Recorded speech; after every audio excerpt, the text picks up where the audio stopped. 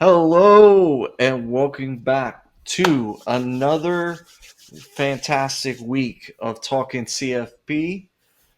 And Nick is still feeling himself over there because week two brought us what we thought it was going to bring us a bunch of lopsided, one sided games by top tier programs. And let's just start off with Tennessee playing East Tennessee State, maybe? I don't know. I'm going to be honest with you. I can't remember the full name of their college, but go That Vols. too. Go Vols. 72 points in a game, and all your players remain healthy. Well, It, they weren't the that, only one to score over 70. who cares? Their punt returner got clotheslined by the punter. Okay? What? Anyways, Well, I wasn't and going we're talking straight about into. Tennessee. We're All right, talking about Tennessee here, let's okay? talk about it. Tennessee did exactly what they were supposed to do, right? Joey Aguilar, home opener, going for him. Having a magnificent game, throwing for ungodly amount of just did amazing, right? Did exactly what he was supposed to do. Like I was saying the past couple weeks, Joey Aguilar, he just fits. He fits with what Josh Heupel wants to do with the Tennessee offense. It's a perfect compliment. Um, I can't wait to talk about the Tennessee Georgia game. It's gonna be fun. Little preview, Yep. little preface. All right. Well, we will definitely get to that game. That is definitely one of our marquee matchups in our Pick Six segment. But before we talk about the Tide and their 73-point victory, uh, Florida State, man, where they were last year 2-10? Yeah. And just beat the brakes off of East Texas A&M 77-3, most points scored by their program in program history. You think about the 99 team and all the other great runs, the 2013 team, and Florida State looks really good.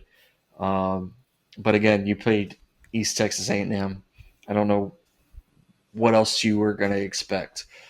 Alabama played Louisiana Monroe, which, if you go all the way back into the beginning of the Saban era, Monroe actually beat Alabama with the GOAT.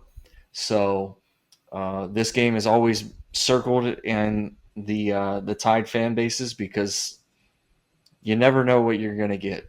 But this time, Ty Simpson showed that he was him, and he did it without Ryan Williams, mind you.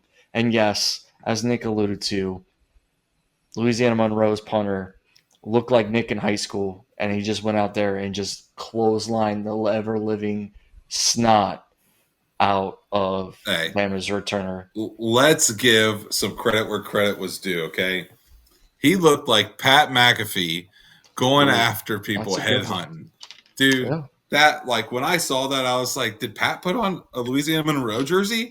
It just went out on the field, like it just reminded me of when Pat was on the Colts, and he would just go headhunting. I mean, how It's, awesome was that clothesline? that Um, kid was definitely doing it for the brand. oh yeah, oh Pat, one don't hundred sue percent. us. You don't like to be sued. I don't like to be sued either. So, Pat McAfee, shout out to you. You're obviously doing great things. Um, Credit where credit's due. You did a lot of good things as a punter. Now you're doing great things on your show. Um, but no joke, clothesline, freaking phenomenal. as a Tennessee fan, I figured you would enjoy that. So, let's Oh move yeah, it into was the some of. first thing I sent you about the Bama game. Yeah, yeah. Let's talk about some other crazy things that happened. Oklahoma, you and I both in our pick six last week, we went with Michigan.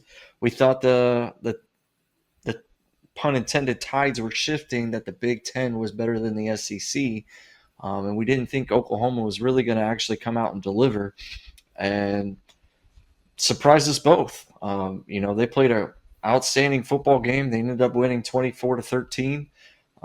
Maybe Michigan is not who we thought they were. I know we were quoting Denny Green earlier, but R.I.P. yeah. Anyway, a couple other ones that were kind of crazy. Again, got to stick in the SEC. Mississippi State winning over Arizona State, which was a playoff team last year. They won 24-20. Um, Sam Levitt out there at Arizona State was a Heisman front runner there for a little bit. And man, the Dogs of Mississippi, they they came out. They played a great game. They ended up winning that one. I don't know if you watched that one. Yeah. So some other wild finishes that we talk about before we talk about the big one. Baylor went into double overtime against SMU, 148-45. Dude, Missouri, that was. 140. Let's just take a second. Okay. That Baylor game was a flippin' nail biter. Like, I didn't see that being that close. But Baylor pointed off in double overtime. Props to you guys, man. That's awesome. Yeah, that's old Big 10 or Big 12 football there. You got an old Texas shootout in Dallas, and man, SMU also playoff team last year as well. So maybe some up and ups for Baylor and Mississippi State. The other one, Missouri, holding it down for the SEC as well, getting a big win over Kansas. We talked about it in week one or week after week 0 and week 1 that Kansas might be a front runner in the Big 12, and somehow the Tigers coming out playing some good ball and upsetting. In my mind, it was an upset because I don't really consider Mizzou one of those caliber teams in the SEC. Um, Coming out and beating Kansas. Yeah, I don't really see Mizzou as being a football program. Quite honestly, I don't really know what kind of a program they are for the school. Kind of. I guess they're all right in baseball every once in a while. Um, but at the end of the day, they're an SEC school. They're playing a really hard competition, and they usually stay around 500. I mean, that's pretty good in the SEC. If you're playing non-SEC talent constantly, probably going to be, 75% win percentage. Yeah, most definitely. Mizzou for me, anytime I think about Mizzou football, I always think about the run they had in 2008 with Chase Daniel, and that team was just bar none there for a while. I think they ended up actually losing to Georgia in their bowl game that year, but that's what I think of when I think of Mizzou football. I don't think of anything else. Um, But yeah, so moving on, Oregon obliterated Oklahoma State. I said I was a big Mike Gundy guy, and boy, did his boys not show up in that one. And then last but not least, in the big games that we didn't expect to be big games, South Florida pulling out one of the biggest upsets in their program history, and everybody kept telling me, "Oh, you got to watch out for Florida. They're the sleeper. They're the sleeper." Well, they they went to sleep there in the second half, and Yeah, let's not talk too much more because I think we got a little bit more to say about that later on. So oh, definitely we're going to talk definitely, about that more. But South Florida did definitely. pull out the unthinkable and won on a weird score of 18-16. So moving right I got along. I got so much more to say about that game. All Yes. right. Let's Well, jump into jump into the pick six. yeah, let's do it. All right. I'll let you start with this one. I'll let you start with number one, All just so right. I can take us home. Okay. Well, I'm going to work backwards here because I want you to close this out with. Listen, I want it to. I want it. Wafting, wafting. Yeah, I want it to. I want it to fester a little bit in your mind and get you all amped up, get us some good stuff going. Okay, so it's also the kickoff game of the week with ESPN. So working backwards on our list, I'm going to start with USC Purdue. This is going to be an interesting one because both of these programs are both 2-0. That's the only reason why I put them on here because some of these matchups this week just didn't really mean anything, in my opinion. This is now a Big Ten matchup. Um, it's going to be USC's fire offense, um, and Purdue's got a lot of fight. So we'll see what happens there. Um, yeah, how are you feeling about this one? Anything? I just really don't like USC's coach. Oh, Lincoln Riley. Yeah. I'm gonna take Purdue on this one. I think their bulldog attitude, get things done kind of attitude for that team. I think they've got a good culture. I don't think it's an easy win, but I think they win. I'd probably take it like a maybe 27-24 Purdue. Okay. Fair enough. Yeah. Again, as a Notre Dame guy, you can never take the Trojans. So it's gonna. But then again, Purdue is also a rival for Notre Dame too. So this one's kind of a weird one. But I'm definitely gonna go Purdue on this one because that hatred for the Bush push, if you will, of Reggie pushing Matt Leinart into the end zone is that's painful to talk about and to think about. So I'm going Purdue. I think the Boilermakers. It's more of a trap game for USC, in my opinion. Much as Purdue, anytime that they play anybody in conference. So moving right along, we're going to go backyard brawl here. We're going to go Pitt, West Virginia. This is taking us back to the Big East days of our childhood. And yes, I say childhood because we're both in our mid 30s now. It's an old school rivalry with some bragging rights and recruiting juice. It's always unpredictable when these two match up. And yeah, I'm going to go with the Mountaineers. The Mountaineers lost a brutal one this last week. So I think they bounce back. I think Rich Rod's going to go in there um, and get his boys motivated and take them. So, Nick?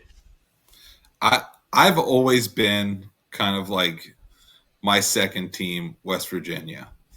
Like I've always just rooted for West Virginia. I just love their mascot, the Mountaineers. What a great mascot, first and foremost. Secondly, I don't like anything to do with Pittsburgh. So Pittsburgh can lose. I don't care who they're playing against. And I don't care if it's the college team. I don't care if it's their high school team. I don't care. They can just always lose. Go Mountaineers, beat the snot off of them. Just take the brakes off and just keep rolling down the hill. Hey, Pitt did give us Tyler Boyd, so I can't hate on the Panthers too much. I'm still salty at the darn Bengals for giving him up. Okay? Should have I never mean, given up Tyler Boyd. Should have never given him up. Anyways, we're not talking about anyways, the Bengals. We're talking about college football here. Mountaineers, just do what you do and roll them over. all right. Well, here's our first SEC matchup of the weekend, and it is going to be Florida and LSU. Oh, this one's going to be a doozy. So you got two trains of thoughts here in my mind. Okay, you got LSU just going to stomp them, which that's just my train of thought. I think LSU is just going to stomp Florida, but I mean it's LSU and they're playing Florida, but or you could take the second train of thought where Florida just got beat. They just got beat. Embarrassed. Yeah, at home against a game that was supposed to be a throwaway game. Against a team that was supposed to be a throwaway game. I mean, so you either have Florida coming out and like, hey, that was a fluke. That's not going to happen again. Or LSU's just going to trounce them. I just think LSU's going to trounce them. I think LSU's going to take the game by by 15 plus points. Dang, not even close. No. I, yeah, this one's hard for me because I'm on the same train of thoughts as you. LSU looks a lot better this year. Um, you know, as much as I can't stand Brian Kelly, um, LSU just looks good. Um, not just on paper, but the tape shows them playing very well this season. Um, but Florida, you know, they've got to bounce back if they want to compete in the SEC and compete for SEC championship against the top notches. You've got to come ready to play this week.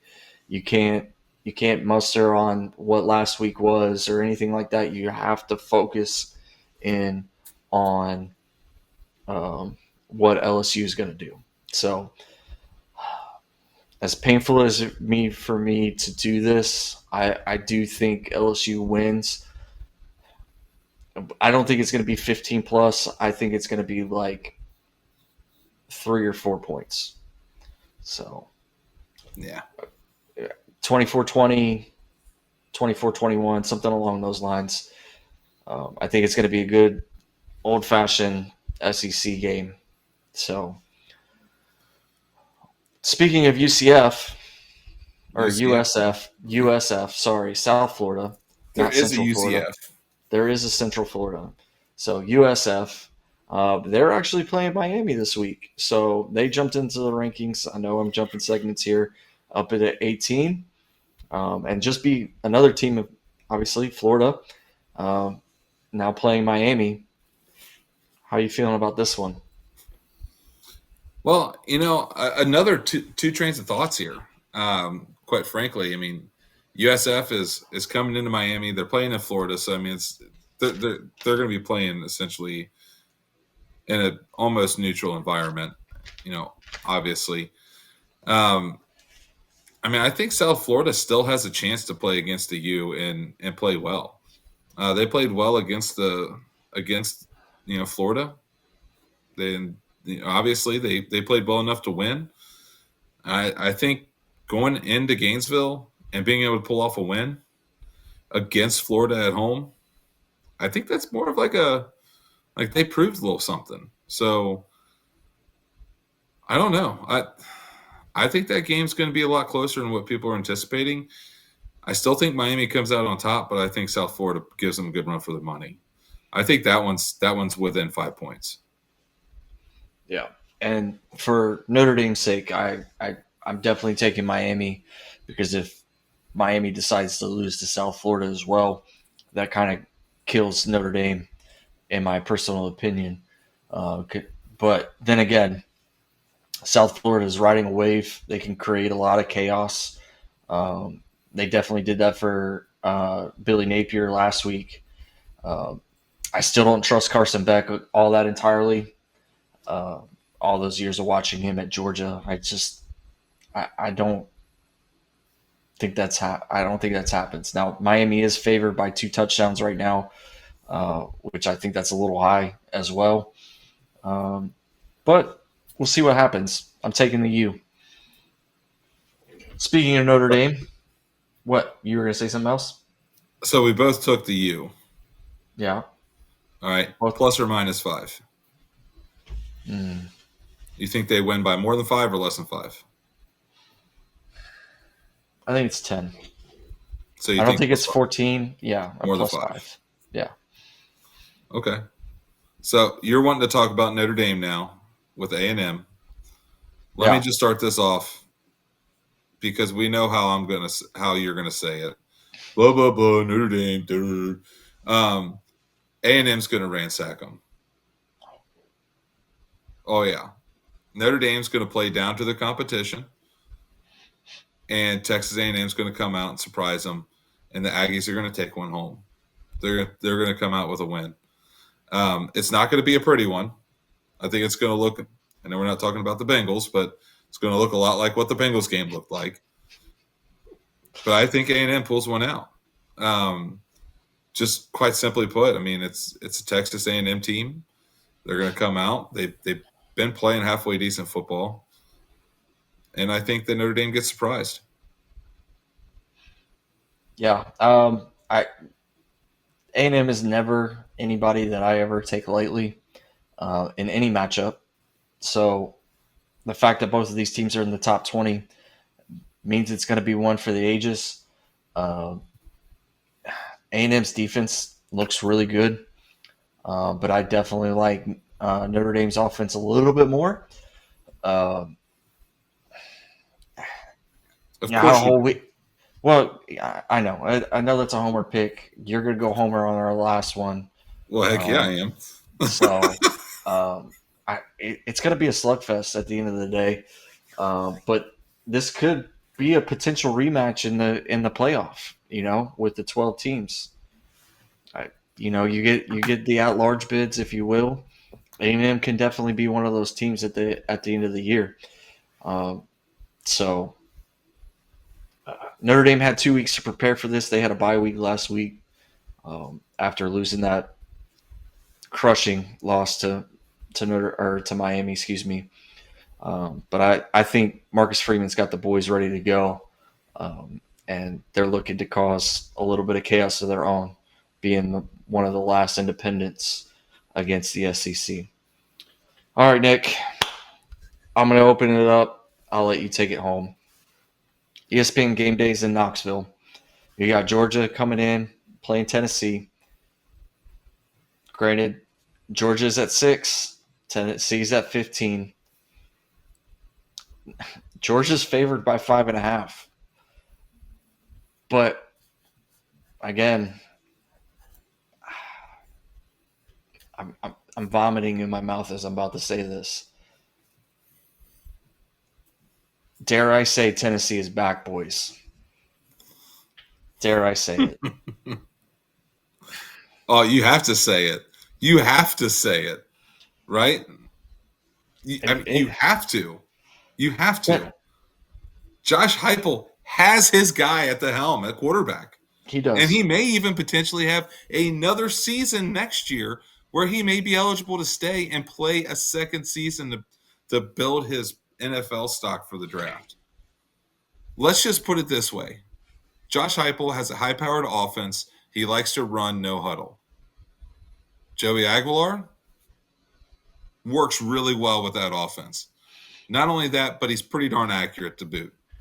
We got receivers to complement the quarterback coming in. We have a defensive backfield that can cover, and and a defensive line that can get to the quarterback. Georgia's in for a in for a rude awakening, and especially coming in to Knoxville on ESPN game day.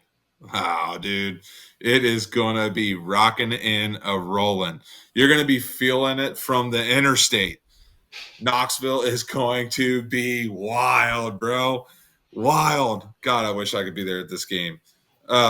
Oh my gosh. I'm going to just call it now. All right. Knoxville's taking the goalpost down again and throwing it in the river. And all right. I mean, this is going to be wild. All right. Bringing it home. Tennessee. I'm going to take them by 2 touchdowns. All right. Much like the LSU game, I think it's going to be close. I think I'm going to keep it within 4 as well. Um, I'm taking the Vols. God, that was painful. Don't get too excited, man. Don't get too All excited. right. All right. Yeah, Fair you know, enough. yeah. We don't want to put too much energy in this. So, next segment we want to talk about right now is going to be the AP Top 25. We've had some movers, big climbers, fallers, new blood, and people completely out of the top 25. So, the biggest jump that we saw was Oregon, jumped all the way up to 4. Tennessee went from what were they last week, 22 to Yeah. 15. Um, I know you have some feelings about this one, but Illinois cracking the top 10 for the first time since 2001. That was kind of a shocker, in my opinion. And then Oklahoma jumps up to 13. How are we feeling about the climbers? I'm feeling like, how in the world is Illinois even talked about in the top 15? Let's just be honest. I would rather have Bama in the top 15. Bama deserves to be in the top 15 more than Illinois does. Maybe. Okay? Let's just be honest, okay? I strongly dislike Alabama, right? I'll still pray for Alabama, make sure that everybody's safe down there. Don't take it that far. But at the end of the day, I will root for anybody who's playing out. I'll root for anybody who's playing against Alabama in sports, just all sports. And I don't care if it's underwater basket weaving. Go anybody who's playing against Alabama. At the end of the day, Alabama's team is not up to speed, and they're still better than Illinois. Head over heels better. Like, let's just use rational thinking. Illinois plays who? I'm actually going to look it up because that's a great question. Who do they play? Who's their strength of schedule? How do you even put somebody at the top of the list when they don't play anybody? Who has Illinois played? Who will Illinois play? And you still got Tennessee out of the top 10? They're not going to be out of the top 10 when they beat Georgia. I sure hope not. So, Illinois played Western Illinois. Okay. Watch out. And then they beat Duke, the basketball school, which now, granted, Duke has been a little bit better at football the last couple seasons, but still a basketball school in my opinion, much like Kentucky. So, let's just put it this way, okay? Illinois, they might as well be playing Division II schools, Division II football schools. Like, their strength of schedule is not there at all. Yeah, Illinois is also playing Western Michigan this week. Yeah, so. I mean, Tennessee is going to be playing a top 10 opponent like at least eight of the weeks.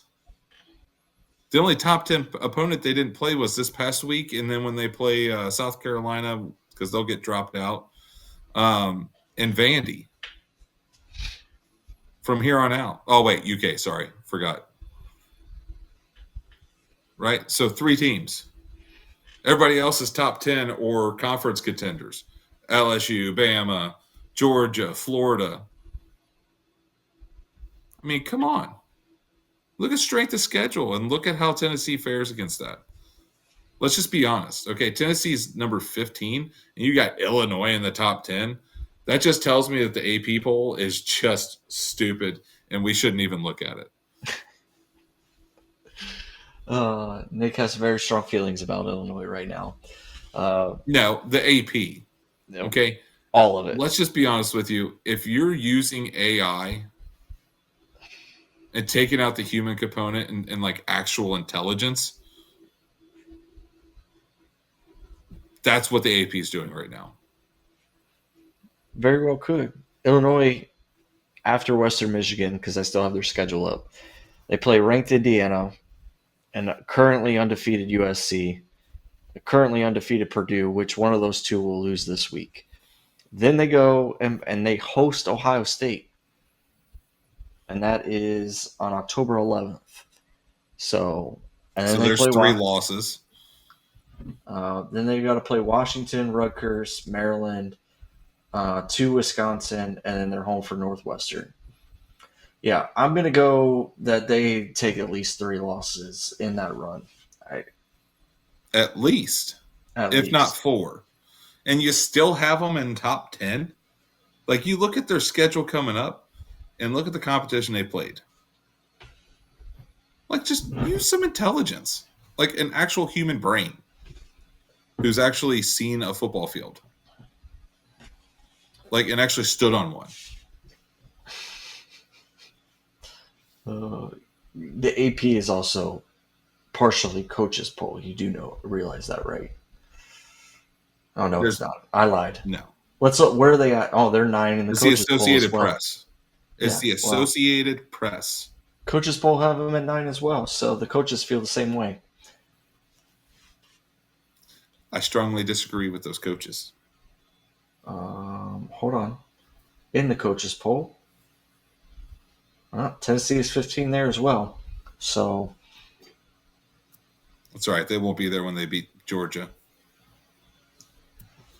And then all when right. they hand Bama their ticket to to watch the SEC championship from the sidelines in third week of October, Tennessee won't be in the top 15. They'll be in the top 2. Well, time will tell. So biggest fallers: Michigan after their loss to Oklahoma fell to 23. Florida, Arizona State, SMU all fell out. No surprises with those three falling out after their losses. Michigan staying in the top 25, not surprising. I think Oklahoma is a little bit better than what we thought they were going to be. So their loss should keep Michigan in there, especially, if Florida State's going to beat Alabama and you're going to keep Alabama in the top 25. I think you definitely have to do that. So new blood, though, like we mentioned earlier, South Florida is now ranked at 18, and it's the first time they've been in the AP top 25 since 2018. So maybe they become what we thought Kansas was going to do and be the front runner of the Big 12, which again South Florida makes zero sense. Let's just jump right into the next section. All right, the chaos because it's burning a hole in my brain right now.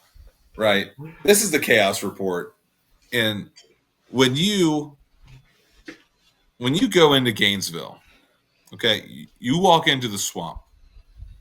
Even being a very good SEC school, right, a very good, historically good football team, and you go into the Swamp, it's hard to win.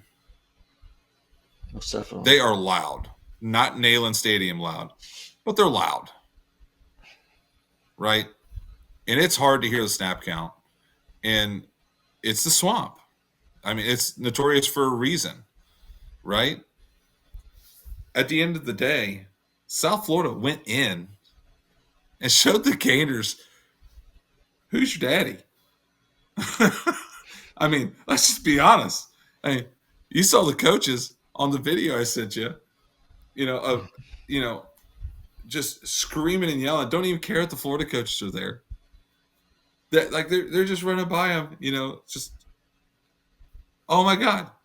I'm not going to say what they were saying, but because, I like to not do that publicly, but I mean, they had a reason to celebrate because they're finally able to show people, hey, we're the real deal.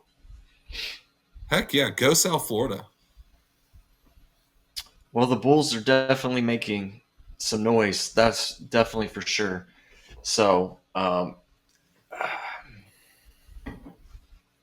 man, yeah, I don't know how you keep your job losing a game like that at home.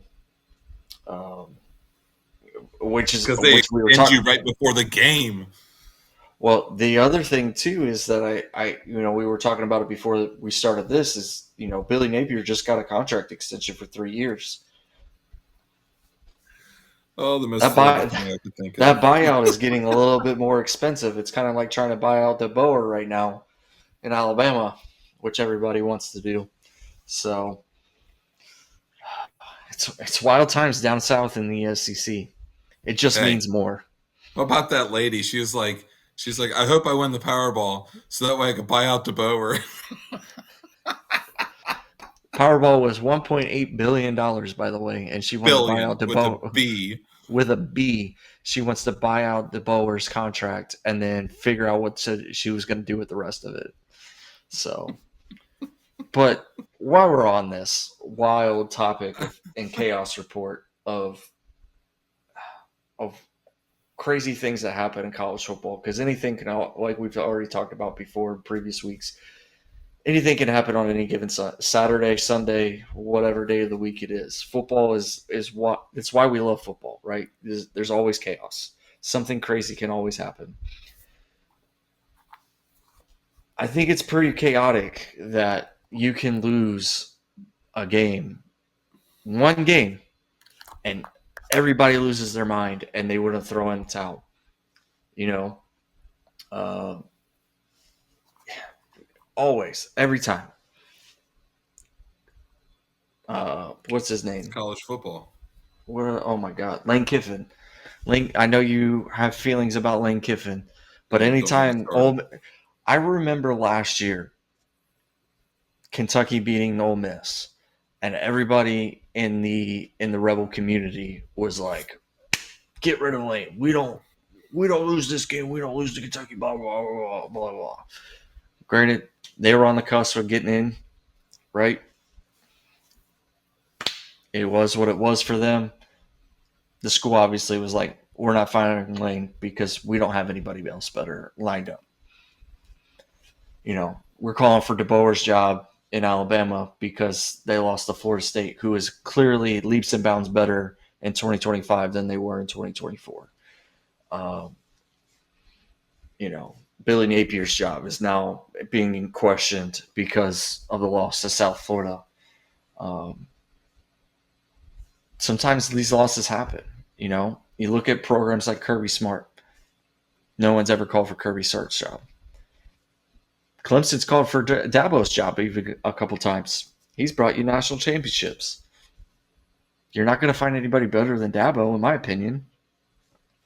Um, you know, you think about Larry Coker back in the early 2000s with Miami when they were losing to Virginia Tech and other, Big East schools at that time, and you're like, we're calling for Coker's job.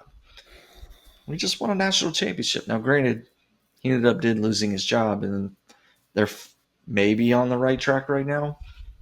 I don't know. We'll have to see what Miami does. College football is crazy, and we're here for it. Oh, heck yeah, it's crazy. Just wait till you see Josh Heupel's offense going crazy on them Bulldogs. Heck Are you going to yeah. call for if they lose? Are you going to call for Heupel's job on Sunday? No, no, Come on. no, no. Josh Heupel playing against Georgia. Okay, let's just be honest and objective here. Okay, Georgia is a good football team. Okay, of course I'm going to talk crap because I'm a Tennessee fan, but Georgia's a really good football team, and Tennessee cannot take this game lightly at all. They have to go out there playing like they're playing for a national championship with this game.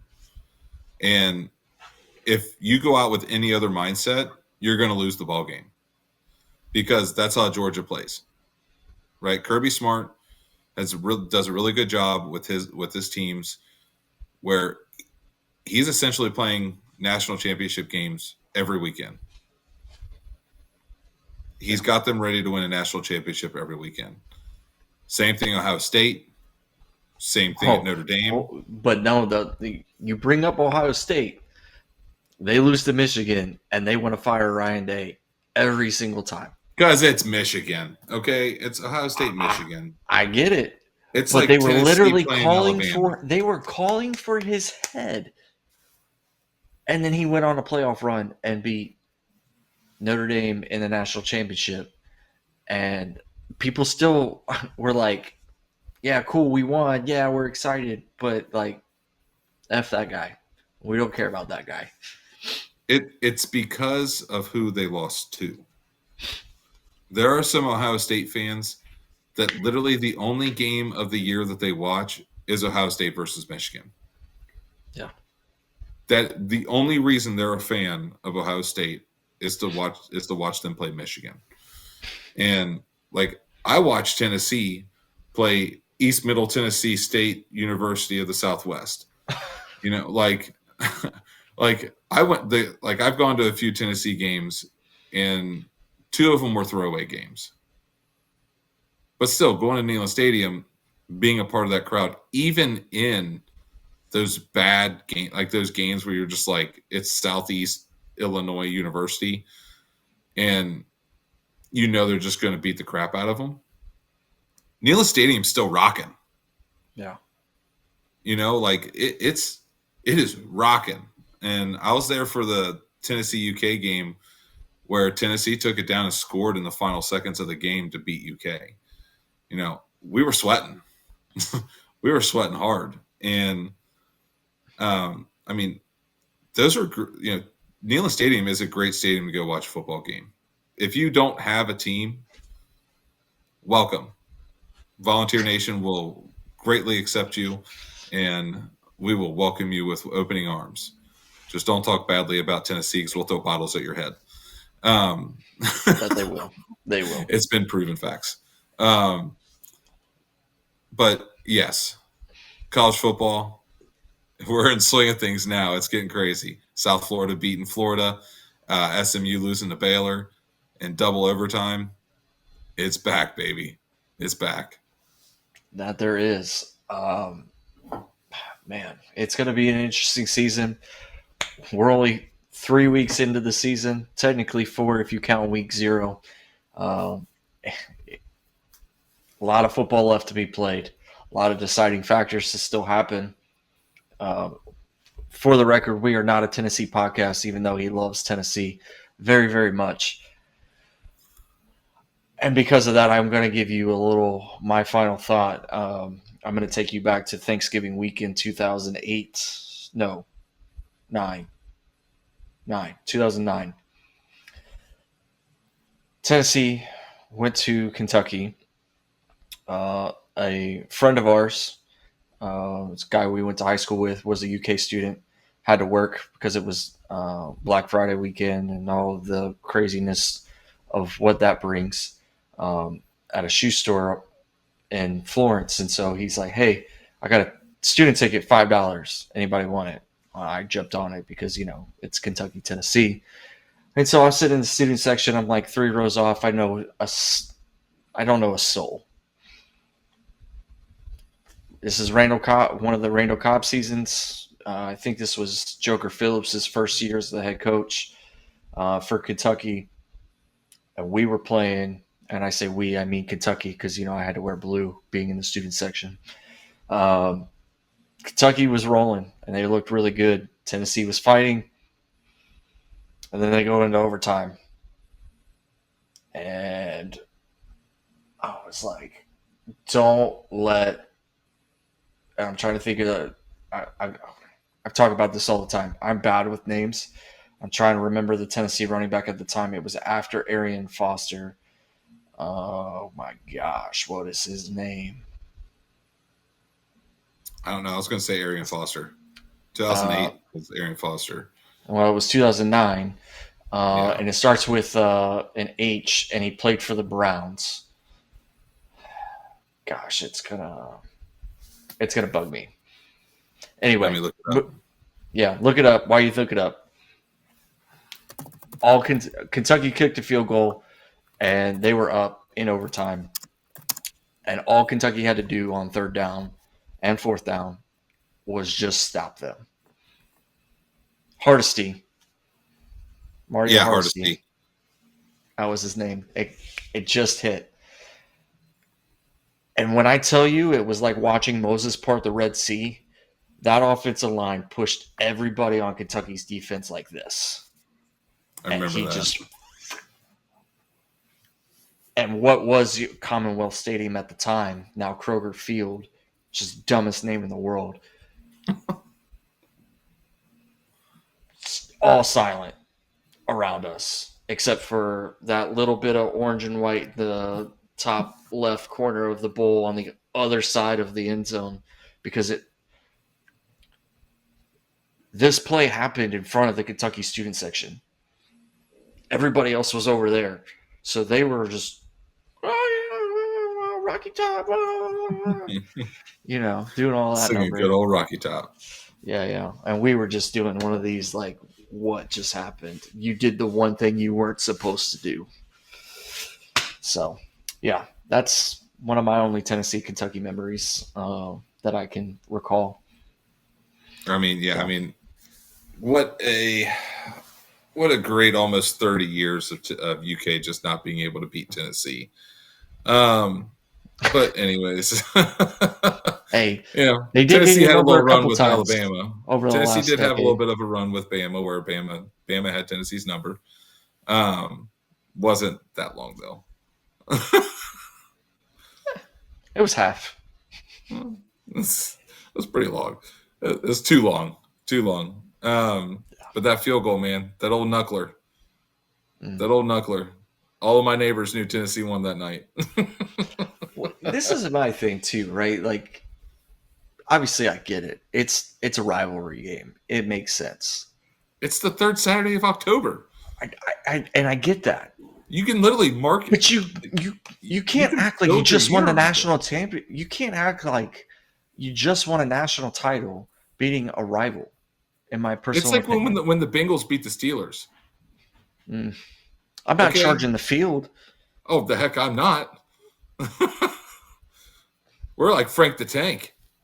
Oh my God. Going through the quad Nobody gymnasium, wants to baby. see Nick do Frank the Tank. No, fully closed. Oh.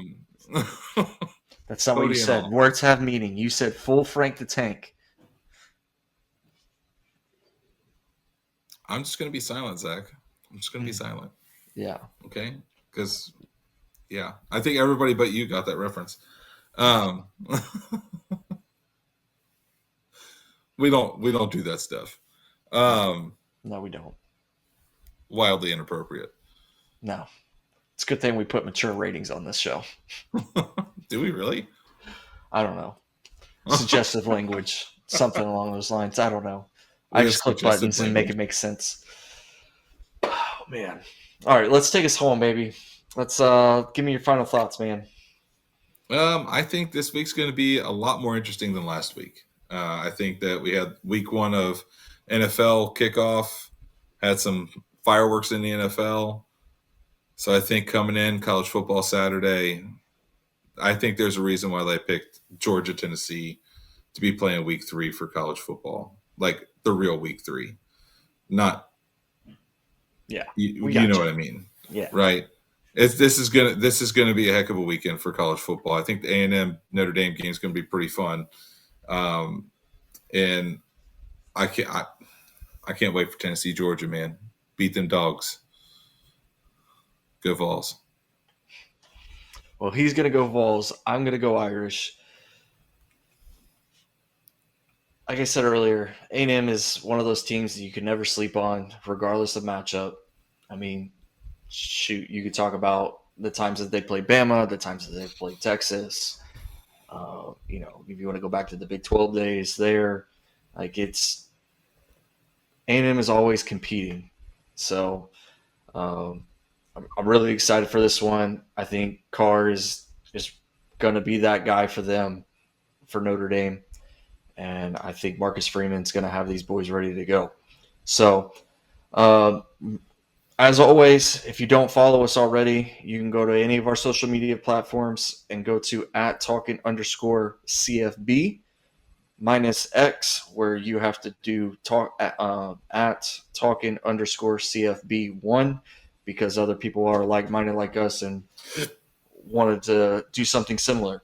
So, with that, I bid you a good night and adieu. And this is Talkin CFB.